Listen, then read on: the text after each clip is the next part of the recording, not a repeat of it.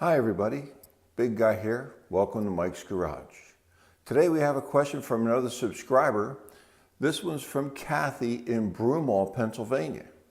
Kathy wants to know, hey Big Guy, when I'm laying in bed at night, I can hear the toilet start to run for about 10 or 15 seconds and then it shuts off.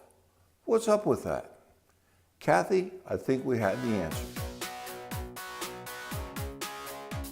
Now, the problem is coming from inside the reservoir or the water closet. That's that container that's on the back of the toilet.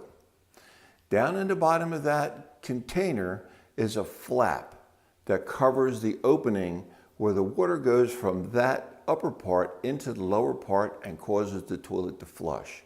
That flap is leaking. The water level is dropping and it is automatically filling it back up so it's ready to flush when you need it.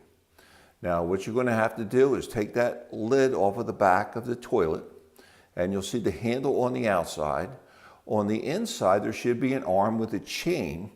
That chain runs all the way down to the rubber flapper.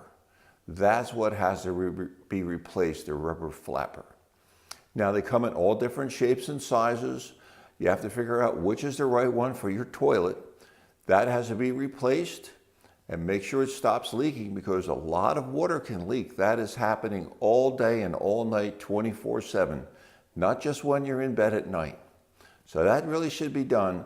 It's probably costing you 5, 10, 15 gallons a week, which adds up. All that fresh water is just going right down the toilet, literally.